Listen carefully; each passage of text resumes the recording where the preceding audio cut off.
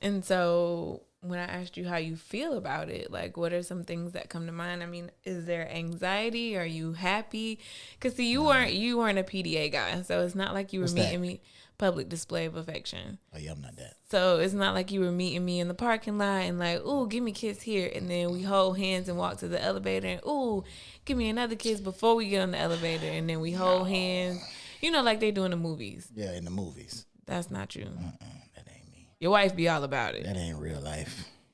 I did like the other day we pulled up at the same time. You had stopped and got coffee, and I was like, "Ooh, let me get some of that coffee."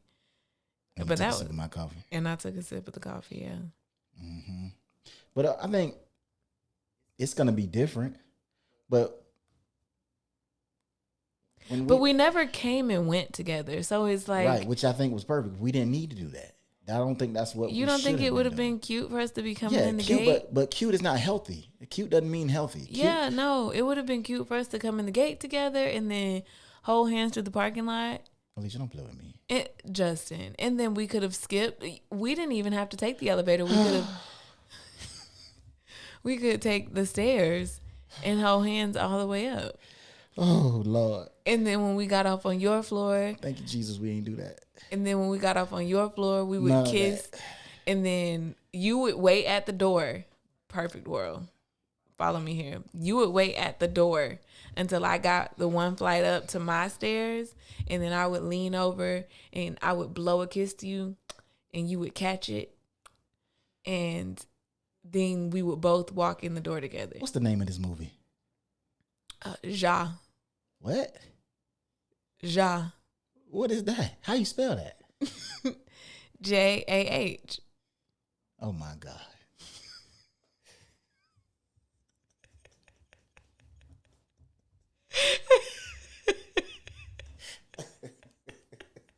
That's what? No.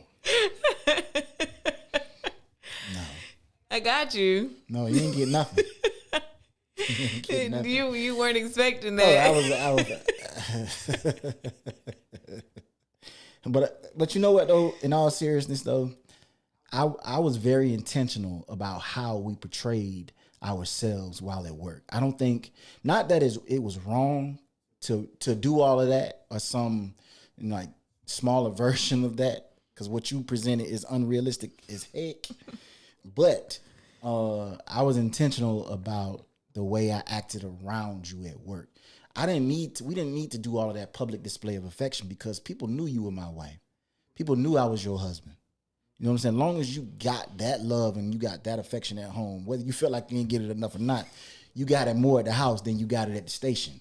You know, because it's just that's not for the world to see, you know. And I can appreciate that even going into this next chapter, because this will be the first time that we worked separately, that's not something, because it wasn't so ingrained in my day that I'm going to have to adjust to not having that and adjust to a new job. Mm-hmm. Like I will go to my job and I will go into my office and do the same thing I did when I was at TPD. There were days we both went into that building and did not see each other from the time the majority of the time. I would say easily 95% of the time I did not see you. Because I know some people probably thought that we sat next to each other. Not that. It's probably just, in each other's laps. like even people who sat right next to me at work in my cube, they probably thought that I saw you at least 2 or 3 times out of the day. They thought that when I left my cube, I was going to see you. And that's not the case. When I left my cube, I was probably going to the bathroom. I was going to the coffee shop. I was going on a call, not a call, but I was going to talk to a suspect or a witness or something like that. I barely ever went to see you. I could probably count on 5 hands the amount of times that I went and saw you upstairs in the 5 or 6 month span that I've been inside. And that's the truth. Yeah, and most of the time you were almost always coming to bring me something. Right. It was and never I was in and out. Yeah, it was never baseless trips. Yeah. I mean, you would stand at the door and like do that jiggle wiggle dance that I hate that you do when you're nervous. I have a nervous energy about myself. You wiggle. Yes, I'm wiggling right now. It bothers me. I'm sorry. Like, just be still. No, I'm not. So anyway, when you would come and stand at the door of my office and just wiggle until I let you go. Where do you think my nervous energy comes from? I don't know, but every now and then I like genuinely enjoy to watch you wiggle. So I will say something I You know. like to watch me suffer. Yes, and I will say something I know makes you nervous. Like if I said right now, Justin, I'm in the mood to jump across the table and kiss you, that'll make you wiggle. Yeah, that bothers me. Yeah, I know. I love you so much. I love you too. But that's why I do it, because I love to see you wiggle. You like to see me squirm. Yes. And there's no reason for that. Why not? Because there's just no reason for that.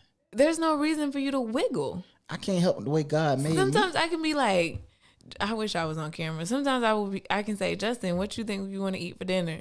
And you in my office just wiggling. Like, you just, I don't know, I can't talk about it right now. I can't think about dinner before I have lunch. First of all, I don't talk like that. That's not funny. It's not funny at all. I don't know where my nervous energy comes from. People always tell me I walk fast. Like you do. You move like everything has to be, let's go, let's go, let's go. When I get on the phone with you, you like, okay, yeah, yes. I don't like talking on the phone. That makes you wiggle too. I don't like talking. Sometimes I'll extend my point just to. Because half the time when I'm talking to somebody on the phone, they don't want nothing. Yeah, but you know how many times. Does it look like I'm a man who got time to talk to you when you don't want nothing? You know how many times you say something to me and you don't want anything? And I listen. I listen intently. I listen every time you open your mouth. But that's talking about on the phone. When you hear me all around the house as you are like, oh, Harley, and talking to her knowing she's not responding to you or gonna listen, I'm saying because I want to make sure that if you say something that was intended for me, that I respond and or receive it, even if I don't respond. That sounds really nice. And I appreciate you for that.